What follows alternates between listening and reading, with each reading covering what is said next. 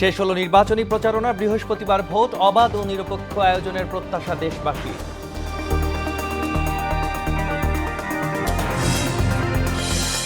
নির্বাচন নিয়ে বাড়তি আগ্রহ উৎকণ্ঠায় ভারত। ঢাকায় আওয়ামী লীগে অভ্যস্ত, দিল্লির জন্য নতুন বাস্তবতা। সুসম্পর্ক বজায় রাখার তাগিদ রাষ্ট্রবিজ্ঞানীদের। নির্বাচন ঘিরে দেশ জুড়ে 3 স্তরে নিরাপত্তা বলয়, জানালেন আইজিপি। দায়িত্ব পালনে সর্বোচ্চ সতর্কতায় পুলিশ। নোয়াখালীতে ঝুঁকিপূর্ণ 261 কেন্দ্র। এবং জুলাই গণহত্যায় মানবতাবিরোধী অপরাধের মামলায় সালমান আনিচুরের বিরুদ্ধে সূচনা বক্তব্য। সাক্ষ্য গ্রহণের জন্য 22 ফেব্রুয়ারি দিন ধার্য।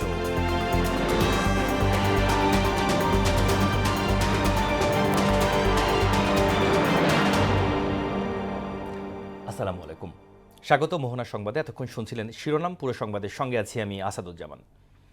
নির্বাচনের প্রচারণা শেষ হলো আজ সকাল 7:30টায়। বৃহস্পতিবার জাতীয় সংসদ নির্বাচন ও গণভোট অনুষ্ঠিত হতে যাচ্ছে। এদিন সকাল 7:30টা থেকে বিকেল 4:30টা পর্যন্ত সারা দেশে 299টি সংসদীয় আসনে একযোগে ভোট গ্রহণ অনুষ্ঠিত হবে। এবারের নির্বাচনে মোট 51টি রাজনৈতিক দল অংশগ্রহণ করেছে। মোট প্রার্থী 2034 জন, এর মধ্যে স্বতন্ত্র প্রার্থী 275 জন। রাজনৈতিক দলগুলোর মধ্যে সবচেয়ে বেশি প্রার্থী দিয়েছে বিএনপি। অবাধ ও নিরপেক্ষ ভোটের প্রত্যাশায় দেশবাসী। এদিকে শান্তিপূর্ণ ভোট গ্রহণে প্রস্তুত আইনশৃঙ্খলা বাহিনী। এ নিয়ে আরও জানাতে আমাদের সাথে ঢাকা থেকে যুক্ত হচ্ছেন সহকর্মী তরিকুল ইসলাম। তরিকুল, নির্বাচনী প্রচারণা শেষে রাজধানীতে আইনশৃঙ্খলা বাহিনীর তৎপরতা সহ সার্বিক পরিস্থিতি কেমন দেখছেন আপনি?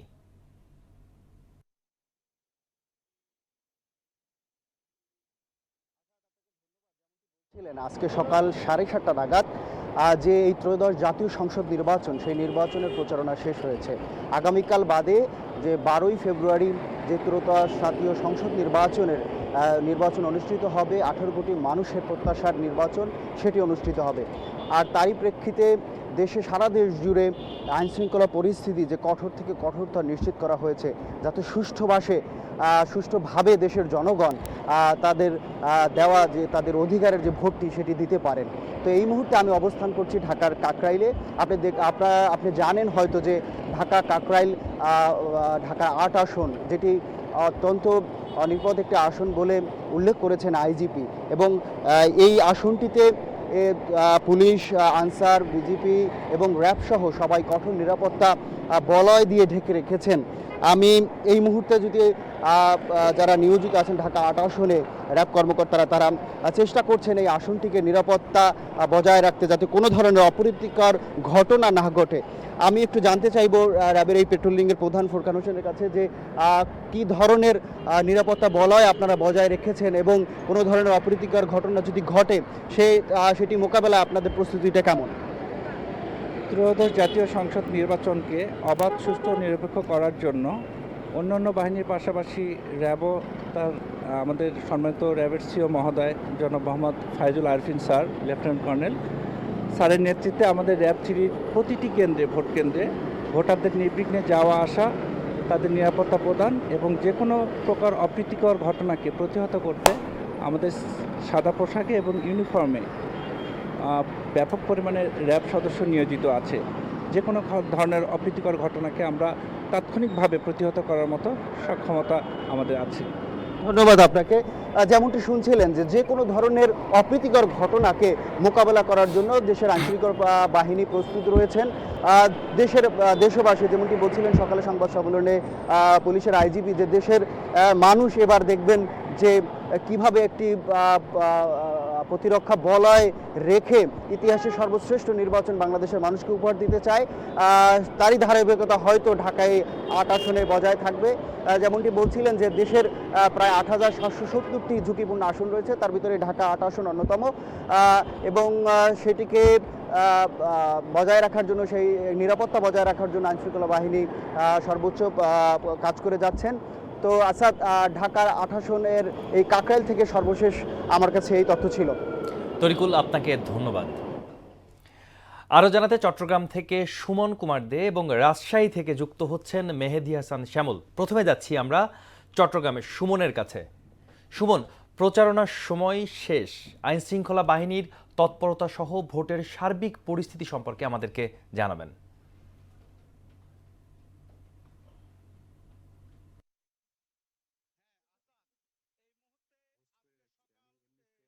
30-এ প্রচারণা শেষ হয়েছে এবং আমরা চট্টগ্রামের কথা যদি বলে চট্টগ্রামের 16টি আসন রয়েছে।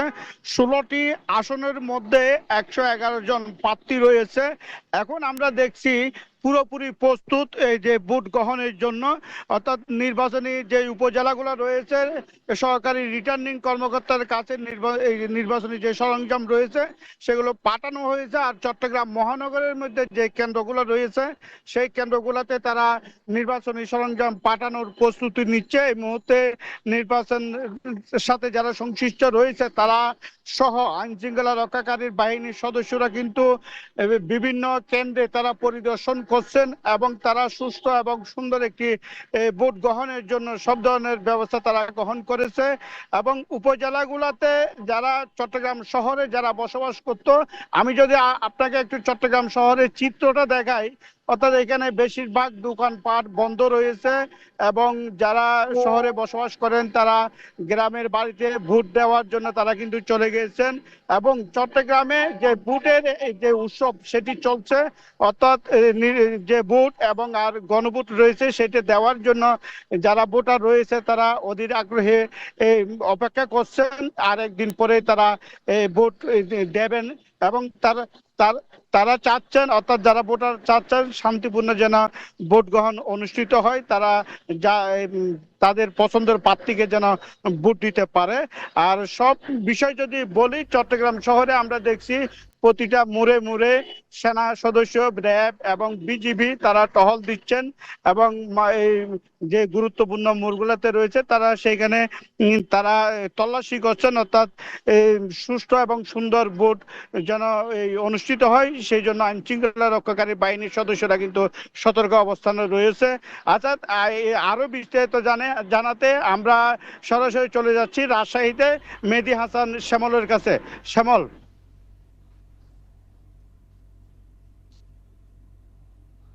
জানাচ্ছিলেন এবং আমি এই মুহূর্তে সেই রিটার্নিং কর্মকর্তার কার্যালয় অর্থাৎ জেলা প্রশাসকের কার্যালয়ে সরাসরি আপনাদের সঙ্গে যুক্ত হয়েছি। আপনারা জানেন যে আগামী 12 তারিখ 12 ফেব্রুয়ারি যে নির্বাচন, সেই নির্বাচনের সার্বিক প্রস্তুতি আসলে সকল রিটার্নিং কর্মকর্তা বা কার্যালয় থেকে আসলে প্রস্তুতি সম্পন্ন করা হয়েছে। আমি এখন আছি রাজশাহী জেলা রিটার্নিং কর্মকর্তা আছে জেলা প্রশাসক কার্যালয় জনাব আক্তারের। এখানে আমি সরাসরি তার সঙ্গে একটু কথা বলবো। জনাব জেলা প্রশাসক এবং রিটার্নিং, আপনি জানেন যে রাজশাহীতে যে বিষয়টি আপনি সার্বিক বিষয় যদি আপনি একটু বলতেন আসলে কি অবস্থায় আছে। ধন্যবাদ। আপনারা জানেন যে ত্রয়োদশ জাতীয় সংসদ নির্বাচন এবং গণভোট উপলক্ষে আমাদের সম্পূর্ণ প্রস্তুতি সম্পন্ন হয়েছে। আমরা অ্যাসিস্ট্যান্ট রিটার্নিং অফিসারের কার্যালয়ে আমাদের ব্যালট সহ নির্বাচনী সমস্ত মালামাল পৌঁছে দেওয়া হয়েছে এবং presiding officer, assistant presiding officer এবং পোলিং অফিসারদেরও প্যানেল করা হয়ে গেছে, তাদের নিয়োগও হয়ে গেছে। আইন শৃঙ্খলা রক্ষাকারী বাহিনীর প্রত্যেকটি বাহিনী থেকেই সকল বাহিনী তাদের ডিপ্লয়মেন্ট কমপ্লিট করে তারা ডিউটিতে নিয়োজিত আছে এবং আমাদের রাজশাহীতে প্রায় 17,000 সামথিং আমাদের নিরাপত্তার জন্য সকল আইন শৃঙ্খলা রক্ষাকারী বাহিনী নিয়োজিত আছে। আমাদের মাঝে সমস্ত ধরনের কোঅর্ডিনেশন আছে এবং প্রার্থী যারা আছেন তারাও চমৎকারভাবে আচরণবিধি প্রতিপালন করেছেন, এখনো করছেন এবং আমাদের সার্বিক আইন শৃঙ্খলা পরিস্থিতি খুব ভালো আছে এখন পর্যন্ত। আমরা আশাবাদী আমরা সুন্দরভাবে, চমৎকারভাবে, অংশগ্রহণমূলকভাবে, উৎসব মুখর ভাবে ত্রয়োদশ জাতীয় সংসদ নির্বাচন এবং গণভোটটা সম্পন্ন করতে। ধন্যবাদ। জি ধন্যবাদ। ধন্যবাদ। শুনছিলেন যে আসলে রাজশাহী জেলা প্রশাসক তিনি সার্বিক পরিস্থিতি জানাচ্ছিলেন। তো এই নির্বাচনের পরিস্থিতি নিয়ে এই ছিল আমার কাছে প্রস্তুতির সর্বশেষ। ধন্যবাদ সুমন ও শ্যামল, আপনাদের দুইজনকেই। আসন্ন নির্বাচনের মধ্য দিয়ে জনগণের ভোটাধিকার ও গণতন্ত্র ফিরিয়ে আনার প্রত্যাশা রয়েছে বলে জানিয়েছেন বিএনপির মহাসচিব মির্জা ফখরুল ইসলাম আলমগীর। সকালে ঠাকুরগাঁওয়ে নিজ বাসভবনে সংবাদ সম্মেলনে একথা বলেন তিনি। এ সময় তিনি আশা প্রকাশ করে বলেন, এবার ইলেকশন ইঞ্জিনিয়ারিংয়ের মতো কোনো সুযোগ নেই, সরকারি কর্মকর্তা কর্মচারীরা তাদের দায়িত্ব যথাযথভাবে পালন করবে বলেও তিনি বিশ্বাস করেন।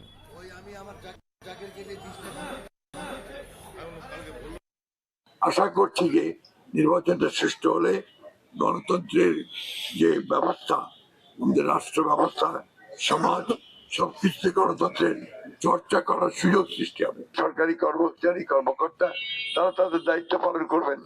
রাজনৈতিক মতামত অনেকেরই থাকতে পারে, কিন্তু যখন আপনার দায়িত্ব আসে সেই দায়িত্ব পালন করতে আপনার সকলেরই উচিত হবে। বাংলাদেশের নির্বাচন নিয়ে বাড়তি আগ্রহ আর উৎকণ্ঠায় রয়েছে ভারত। নতুন সরকার ক্ষমতায় এলে ঢাকায় আওয়ামী লীগের অভ্যস্ত হয়ে যাওয়া দিল্লির জন্য তা হবে নতুন এক বাস্তবতা। বিএনপি একক সংখ্যাগরিষ্ঠতা পাওয়া এবং জামায়াতের সরকার গঠন অথবা সরকারের অন্তর্ভুক্ত হবে কিনা সেদিকে সতর্ক নজর রাখছে ভারত। তবে সম্পর্ক স্থিতিশীল ও স্বাভাবিক রাখা দুই দেশের জন্যই মঙ্গলজনক বলছেন রাষ্ট্রবিজ্ঞানীরা। উষা ফেরদৌসের রিপোর্টে বিস্তারিত। দেশের রাজনীতিতে সংঘাত সহিংসতার সঙ্গে বিদেশি রাষ্ট্রদূতদের কাছে ধর্ণা ও দূতাবাসগুলোর ধারস্থ হওয়ার নজির বেশ পুরনো। এতে অভ্যন্তরীণ রাজনীতিতে বিদেশি হস্তক্ষেপের সুযোগ তৈরি হয়। নির্বাচন দেশের মাটিতে হলেও মাঠে সরব উপস্থিতি দিল্লি, ওয়াশিংটন, ইসলামাবাদের। দেশ আরেকটি রাজনৈতিক সন্ধিক্ষণে, তাই অর্থনৈতিক সংকট, বেকারত্ব, দারিদ্র্য আর নতুন কাজের সুযোগ তৈরি না হওয়ার সংকট মোকাবেলায় প্রতিবেশী দেশের সঙ্গে সুসম্পর্ক গুরুত্বপূর্ণ। আমাদের উচিত সবার সাথে মিলেমিশে চলা, সবার সাহায্য নেওয়া, যাতে সবার সাথে ভালো সম্পর্ক বজায় থাকে সেই চেষ্টা করা। সার্বভৌমত্ব, মানবিক মর্যাদা, আঞ্চলিক অখণ্ডতা, এই বিষয়গুলো বিবেচনা করে আমাদের অবশ্যই পার্শ্ববর্তী যে প্রতিবেশী রাষ্ট্রগুলো আছে তাদের সাথে আমাদের সুসম্পর্ক গড়ে তুলতে হবে। অর্থনৈতিক স্থিতিশীলতা আসবে, দেশের উন্নয়নের চাকা লাভবান হবে। তো এই বিষয়গুলো আমার কাছে মনে হয় যে সবচেয়ে বেশি ইম্পর্টেন্ট, যে আমি কার সাথে কিভাবে সম্পর্ক বিল্ড আপ করছি। বিনিয়োগ থেকে শুরু করে সবকিছুই ঠিকঠাক হবে আন্তর্জাতিকভাবে বা দেশের অভ্যন্তরীণ যে বিষয়গুলো আছে। বিশ্লেষকদের মতে বাংলাদেশে এর আগের 3টি নির্বাচনে ভারতীয় আধিপত্যের অভিযোগ উঠেছিল। এবার সেই অবস্থা নেই। বাংলাদেশ যেহেতু ইন্ডিয়ার একটা একদম চারিদিক থেকে ইন্ডিয়া ঘেরা একটা দেশ, আমাদের অর্থনীতি, রাজনীতি পুরোপুরিভাবে ইন্ডিয়ার একটা ব্যাপক প্রভাব আমরা বিগত সময়ে দেখেছি। তো এখন ইন্ডিয়ার সবচেয়ে বড়, তারা এটাও মনে করে যে বাংলাদেশ থেকে তাদের একটা সিকিউরিটি থ্রেট তৈরি হতে বিশেষ করে চিকেন নেক ইস্যুতে। তো সেই জায়গা থেকে ইন্ডিয়ার একটা বড় কনসার্ন আছে যে এখানে যে সরকারি আসুক কিন্তু সেটা যাতে তাদের সাথে একটা শান্তিপূর্ণ সরকার বা তাদের একটা হোল্ড থাকে এই সরকারের উপর। নির্বাচনের পর নতুন সরকার গঠিত হলে রাজনৈতিক পরিস্থিতি স্থিতিশীল হবে। এর পাশাপাশি ভারত বাংলাদেশের মধ্যে সুসম্পর্ক গড়ে উঠবে, এমন প্রত্যাশা বিশ্লেষকদের। ইন্ডিয়া চেষ্টা করবে যে অবশ্যই তাদের সাথে আতাত হয়েছে বা তাদের সাথে এক ধরনের নেগোসিয়েশন হয়েছে, এই ধরনের কোনো সরকারকে ক্ষমতায় দেখতে বা এই ধরনের কোনো রাজনৈতিক দলকে ক্ষমতা থেকে ইন্ডিয়ার বড় ইন্টারেস্ট হচ্ছে তাদের যাতে যে চিকেন নেক যে রাজ্যগুলোতে রয়েছে সেখানে যাতে অস্থিতিশীলতা তৈরি না হয়। বিএনপির ব্যাপারে দিল্লির মনোভাবও বর্তমানে বদলেছে বলেও মনে করছেন বিশ্লেষকরা। উষা ফেরদৌস, মোহনা সংবাদ, ঢাকা। নির্বাচনে সারা দেশে 3 স্তরের নিরাপত্তা বলয় থাকবে বলে জানিয়েছেন আইজিপি বাহারুল আলম। পূর্বের ন্যায় কোনো রাজনৈতিক দলের পক্ষপাতী হয়ে কাজ করার সুযোগ নেই বলেও উল্লেখ করেন তিনি। সকালে পুলিশ হেডকোয়ার্টার্সে সংবাদ সম্মেলনে এসব কথা জানান আইজিপি। বিগত 16 বছরে পুলিশের মধ্যে গড়ে ওঠা সংস্কৃতি পরিবর্তন হয়নি বলে ওই সময় আইন শৃঙ্খলা বজায় রাখা সম্ভব হয়নি বলে জানান তিনি। এবারের নির্বাচনে সংবাদ কর্মীদের নিরাপত্তা সর্বোচ্চ নিশ্চিত করা হবে বলেও জানান আইজিপি। আমাদের নিরাপত্তা ব্যবস্থা মূলত 3 ধরনের হবে। নির্বাচন কেন্দ্র 42,779-তে প্রতি কেন্দ্রে আমরা স্ট্যাটিক ফোর্স কিংবা স্থির ফোর্স থাকবে প্রহরা এবং পরিচালনার জন্য। পুলিশের নিরাপত্তা পরিকল্পনায় মোট মোতায়েন হবে 1,87,603 জন পুলিশ সদস্য। নির্বাচনে নোয়াখালীর 6 সংসদীয় আসনের 261কে ঝুঁকিপূর্ণ হিসেবে চিহ্নিত করা হয়েছে। ফলে অতিরিক্ত আইনশৃঙ্খলা বাহিনী মোতায়েন করার সিদ্ধান্ত নিয়েছে প্রশাসন। তবে জেলার সব ভোট কেন্দ্রেই সিসি ক্যামেরার আওতায় থাকবে। ঝুঁকিপূর্ণ কেন্দ্রগুলোতে ব্যাপক নিরাপত্তা ব্যবস্থা গ্রহণের কথা জানানো হলেও সুষ্ঠু ভোট নিয়ে শঙ্কা কাটছে না ভোটারদের। বিশেষ করে নারীদের মধ্যে কেন্দ্রে যাওয়া নিয়ে ভীতি ও সহিংসতার আশঙ্কা রয়েছে। মোহাম্মদ সেলিমের প্রতিবেদন, জানাচ্ছেন তাহসিন তারিন। নোয়াখালী ১ আসনে ১৪১টি ভোটকেন্দ্রের মধ্যে ৫৩টি অতি ঝুঁকিপূর্ণ বিবেচনায় গুরুত্বপূর্ণ হিসেবে চিহ্নিত করা হয়েছে। নোয়াখালী ২-এ অতি ঝুঁকিপূর্ণ কেন্দ্রের সংখ্যা ৩৮টি। নোয়াখালী ৩-এ অতি ঝুঁকিপূর্ণ ভোটকেন্দ্র আছে ৬০টি, যা ৬টি আসনের মধ্যে সর্বাধিক। আর নোয়াখালী ৪ আসনে অতি ঝুঁকিতে আছে ৪২টি কেন্দ্র। এদিকে নোয়াখালী ৫ আসনে এর সংখ্যা ৫১টি। অন্যদিকে নোয়াখালী ৬ আসনে মোট ১৭টি অতি ঝুঁকিপূর্ণ কেন্দ্র চিহ্নিত করা রয়েছে, যা ৬ আসনের মধ্যে সর্বনিম্ন। ঝুঁকিতে থাকা এইসব কেন্দ্র নিয়ে উদ্বেগ আছে রাজনৈতিক দল, প্রার্থী ও ভোটারদের মধ্যে। ভোটের দিন ও তার আগে সহিংসতার আশঙ্কা করছেন তারা। আমাদের এই অঞ্চলে বেশ কিছু কেন্দ্র ঝুঁকিপূর্ণ রয়েছে। এই ঝুঁকিপূর্ণ কেন্দ্রগুলোতে বিভিন্নভাবে মানুষদেরকে হুমকি ধামকি দেওয়া হচ্ছে। আমরা প্রশাসনের কাছে উদাত্ত আহ্বান রাখবো, এই 261টি কেন্দ্র নয়, নোয়াখালীর সমস্ত কেন্দ্রকে নিরাপত্তার চাদর আবৃত করা হোক। আপনারা এই দৃষ্টিতে রাখবেন, আমরা সুস্থভাবে যেন আমাদের মা বোনরা ভোট দিতে পারে। প্রশাসন থেকে আমরা এটা আবেদন সুস্থভাবে যেন জনগণ ভোট দিতে পারে। প্রশাসন যেন জোরালোভাবে এই কেন্দ্রে থাকে। এদিকে এইসব ভোট কেন্দ্রের নিরাপত্তা নিশ্চিতে সর্বোচ্চ ব্যবস্থা নেওয়া হয়েছে। মাঠে সেনাবাহিনী, বিজিবি, র্যাব, পুলিশ, আনসার বিডিপির সদস্যরা কাজ করে যাচ্ছে। অপ্রীতিকর পরিস্থিতি মোকাবেলায় প্রস্তুত প্রশাসন। আমরা নির্বাচন সুষ্ঠু করার জন্য ইতিমধ্যে সর্বাত্মক প্রস্তুতি গ্রহণ করেছি। মাঠ পর্যায়ে পুলিশ, বিজিবি, সেনাবাহিনী, র্যাব, আনসার, কোস্টগার্ড, নৌবাহিনী সহ সকল বাহিনীর ফোর্স ইতিমধ্যে কাজকর্ম করছে। ঝুঁকিপূর্ণ কেন্দ্রগুলোতে বাড়তি নিরাপত্তার ব্যবস্থা করা হয়েছে এবং আমাদের ৮৭৫টি কেন্দ্রেই সিসি ক্যামেরার আওতায় আনা হয়েছে। তবে সব আশঙ্কা পেছনে ফেলে স্বতঃস্ফূর্তভাবে কেন্দ্র গিয়ে ভোটাধিকার প্রয়োগের প্রত্যাশা করছেন নোয়াখালীর মানুষ। তাহসিন তারিন, মোহনা সংবাদ। এ বিষয়ে আরও জানাতে আমাদের সাথে যুক্ত হচ্ছেন সহকর্মী মোহাম্মদ সেলিম। সেলিম, নির্বাচনী প্রচারণা শেষে নোয়াখালীতে ভোটের সর্বশেষ অবস্থা সম্পর্কে আমাদেরকে জানান।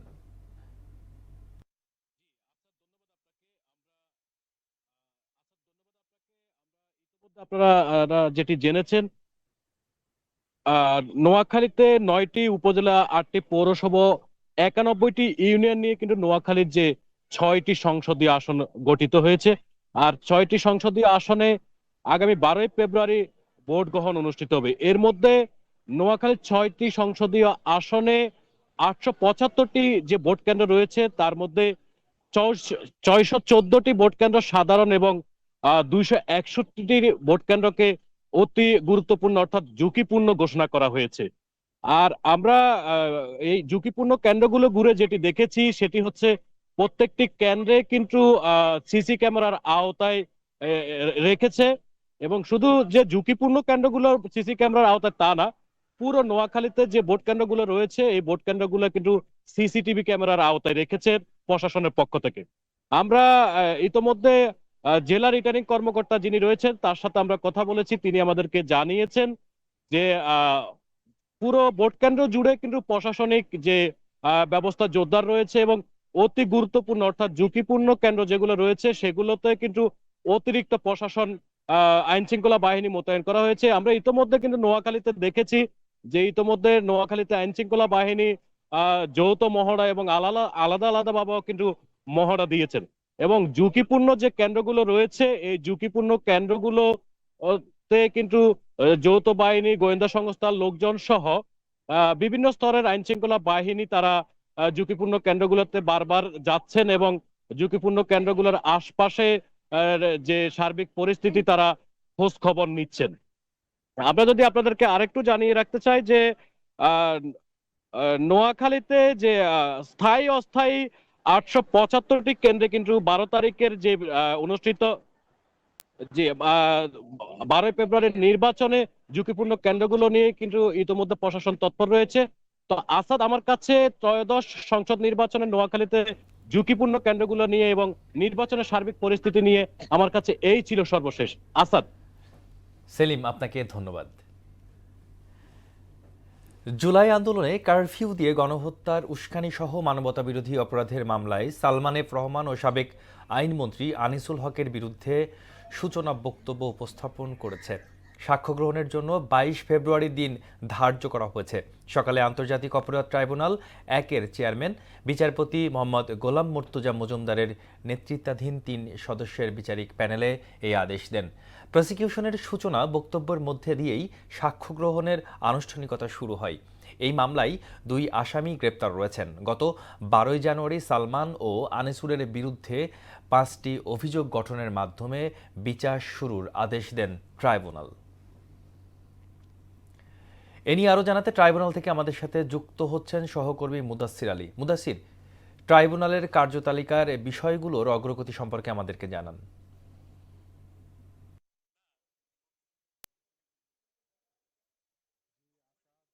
কিছুক্ষণ আগে কিন্তু চিফ প্রসিকিউটর মোহাম্মদ তাজুল ইসলাম কিন্তু ব্রিফ করেছেন এবং ট্রাইব্যুনাল একে যে আনিসুল হক এবং সালমান এফ রহমানের বিরুদ্ধে করা যে কারফিউ জারি করে হত্যাযজ্ঞের মামলায় কিন্তু সূচনা বক্তব্য হয়েছে। মূলত সূচনা বক্তব্যের মাধ্যমে কিন্তু বিচারের আনুষ্ঠানিকতা শুরু হয়েছে, তবে কোনো সাক্ষীকে উপস্থিত করা যায়নি বিধায় আগামী 22 ফেব্রুয়ারি থেকে কিন্তু সাক্ষ্য গ্রহণ প্রক্রিয়াটা শুরু হবে। তো যেটি চিফ প্রসিকিউটর জানিয়েছেন যে সাবেক আইনমন্ত্রী আনিসুল হক এবং তৎকালীন প্রধানমন্ত্রী শেখ হাসিনার উপদেষ্টা সালমান এফ রহমান কিন্তু বিভিন্ন সময়ে তারা পরস্পরের সঙ্গে যোগাযোগ করে এই যে জুলাই আগস্টে যে আন্দোলনকারী আন্দোলনকারীদের দমন পীড়নে কিন্তু বিভিন্ন ধরনের পরিকল্পনা করে এবং এক পর্যায়ে কিন্তু কারফিউর বিষয়টি তারা পরস্পরের সঙ্গে আলোচনা করে এবং এটি প্রধানমন্ত্রী কর্তৃক কারফিউ জারির ঘোষণার বিষয়টি কিন্তু তারা ঠিক করেন এবং কারফিউর মধ্যে কিন্তু আন্দোলনকারীদের উপর চড়াও হওয়া এবং গুলি করার বিষয়টিও কিন্তু তাদের পরিকল্পনা থাকে বলে চিফ প্রসিকিউটর এই বিষয়টি জানিয়েছেন। মূলত মামলায় কিন্তু তাদের বিরুদ্ধে 5টি অভিযোগ আনা হয়েছে এমনটি জানিয়েছেন চিফ প্রসিকিউটর। এদিকে ট্রাইব্যুনাল 2-তে কুষ্টিয়ায় 6 জনকে যে সে হত্যা মামলার যে আসামি যে হাসানুল হক ইনু তার বিরুদ্ধে সাক্ষ্য গ্রহণের একটি ধাপ শেষ হয়েছে এবং আসামি পক্ষের যে সাক্ষ্য গ্রহণ সেটি শুরু হবে কিন্তু আগামী 17 ফেব্রুয়ারি। মূলত আসামি পক্ষের আইনজীবীরা কিন্তু 5 জন সাক্ষীর কথা বলেছেন, তবে ট্রাইব্যুনাল 2 জনকে যথোপযুক্ত মনে করেনি বিধায় 3 জনকে অ্যালাউ করেছেন এবং প্রথম সাক্ষ্যটা শুরু হবে কিন্তু আগামী 17 ফেব্রুয়ারি, যেমনটি চিফ প্রসিকিউটর জানিয়েছেন। তো আসাদ, ট্রাইব্যুনাল থেকে এই ছিল আমার কাছে পাওয়া তথ্য। মুদাসসির, আপনাকে ধন্যবাদ। জাতীয় সংসদ নির্বাচন উপলক্ষে টানা 4 দিনের ছুটি ঘোষণার পর মহাসড়কে ঘরমুখো মানুষের ঢল নেমেছে। এর ফলে ঢাকা টাঙ্গাইল ও ঢাকা ময়মনসিংহ মহাসড়কে প্রায় 50 কিলোমিটার এলাকা জুড়ে যানজট সৃষ্টি হয়েছে। একই সঙ্গে যাত্রীদের কাছ থেকে 3 গুণ ভাড়া আদায়ের অভিযোগ উঠেছে পরিবহন সংশ্লিষ্টদের বিরুদ্ধে। অতিরিক্ত ভাড়ার প্রতিবাদে গাজীপুরের চান্দনা চৌরাস্তা ও মাওনা এলাকায় কিছু সময় সড়ক অবরোধের ঘটনাও ঘটে। দর্শক, এ নিয়ে আরও জানাতে গাজীপুর থেকে আমাদের সাথে যুক্ত হচ্ছেন সহকর্মী আলহাজ হোসেন। আলহাজ, ভোট উৎসবে যোগ দিতে মহাসড়কের যানজটের ভোগান্তি তৈরি হয়েছে, সেখানকার সর্বশেষ অবস্থা কি আমাদেরকে জানাবেন?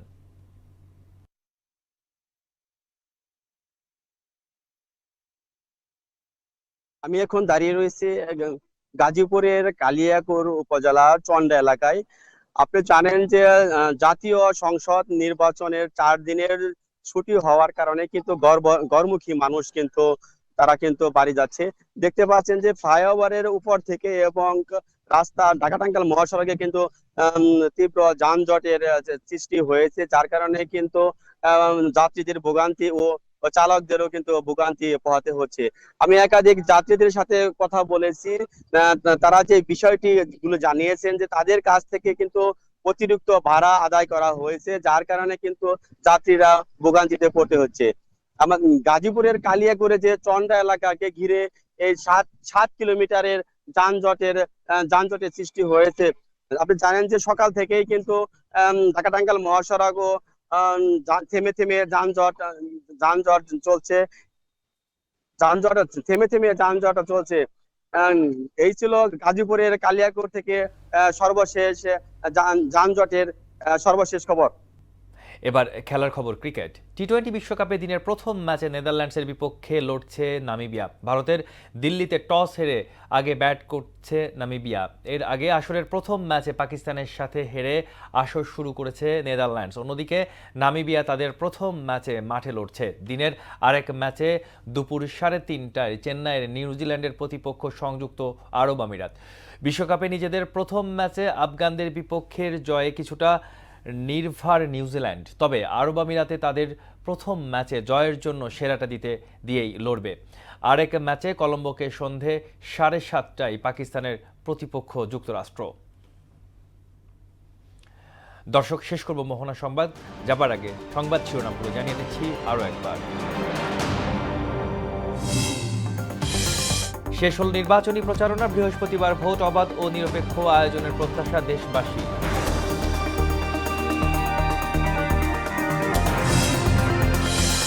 নির্বাচন নিয়ে বাড়তি আগ্রহ উৎকণ্ঠায় ভারত। ঢাকায় আওয়ামী লীগে অভ্যস্ত। দিল্লির জন্য নতুন বাস্তবতা। সুসম্পর্ক বজায় রাখার তাগিদ রাষ্ট্রবিজ্ঞানীদের। নির্বাচন ঘিরে দেশ জুড়ে 3 স্তরের নিরাপত্তা বলয়, জানালেন আইজিপি। দায়িত্ব পালনে সর্বোচ্চ সতর্কতায় পুলিশ। নোয়াখালীতে ঝুঁকিপূর্ণ 261 কেন্দ্র। এবং জুলাই গণহত্যায় মানবতা বিরোধী অপরাধের মামলায় সালমান আনিসুলের বিরুদ্ধে সূচনা বক্তব্য। সাক্ষ্য গ্রহণের জন্য 22 ফেব্রুয়ারি দিন ধার্য।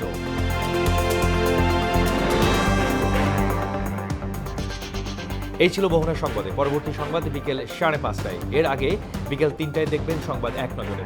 মোহনার সর্বশেষ খবর জানতে ভিজিট করুন www.mohana.tv। সংবাদ দেখতে পারেন ফেসবুক, ইউটিউবেও। এতক্ষণ সঙ্গে থাকার জন্য ধন্যবাদ সবাইকে।